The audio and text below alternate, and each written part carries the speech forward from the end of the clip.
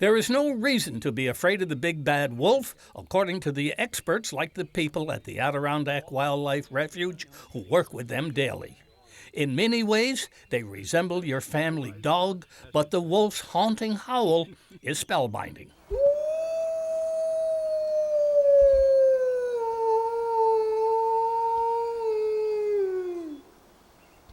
You put the fact that there are wolves in the back of your mind. You don't think about the fact that there are wolves right next to you, licking your face, growling in front of you, because then at that point you tense up and you tighten up and you act like a stranger, you act weirdly, and wolves don't like that.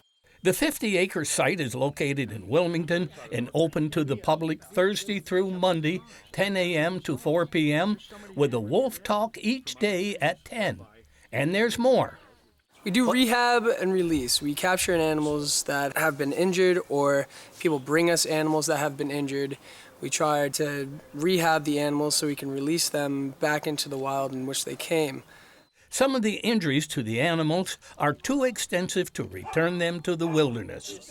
They remain at the refuge for educational purposes, like these wolves and coy wolves. In the wild, a wolf is lucky to reach their 5th birthday. Here, they will enjoy a longer, full-bellied life. At the refuge, the wolf and coy wolves are fed roadkill like deer struck by cars.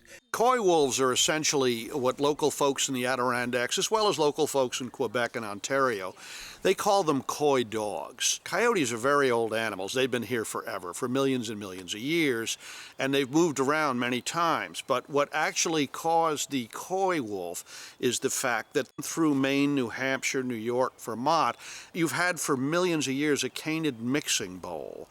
For example, the gray wolves are of European origin, and they've been in America for probably 2.5 million years. Actually, North America, I should say. What you call the Algonquin wolf is 20% western coyote going back 2 million years. And we ask people to consider that in the context of the fact that we believe that the ancestors of Native Americans didn't even cross the Bering Land Bridge till 15,000 years ago. So in terms of the context of the history of North America, people literally just got here. We just arrived.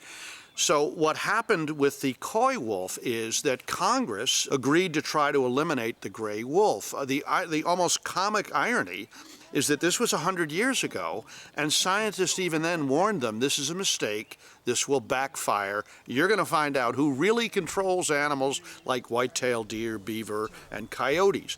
Because if the shortest description of a wolf is a keystone predator who controls the numbers of beaver, white-tailed deer, caribou, and then it gets very dangerous for the wolves. They unfortunately also control moose, elk, and to a certain extent bison. And these last three help explain why wolves have by far the most dangerous job in nature. Congress acknowledged this and withdrew the bounty paid for killing wolves. With a depleted wolf population, they went looking for mates.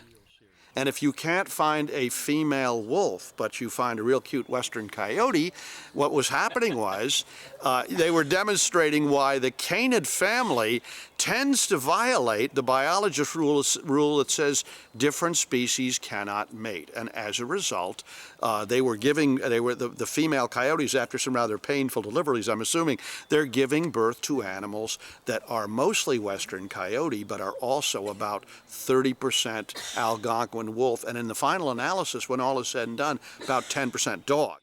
They began to spill into the Adirondacks, Maine, Vermont, and New Hampshire in the mid-1940s.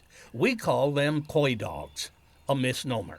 This 5-month-old coy wolf will be full-grown in about 9 or 10 months. The coy wolf is about 60% coyote, 30% Algonquin wolf, and 10% dog. They are smaller than the wolf, have a diet of smaller animals, and eat more vegetation. Hall said that about 70% of their rehabbed animals at the refuge are returned to the wild. For Mountain Lake Journal, I'm Jack LaDuke in Wilmington.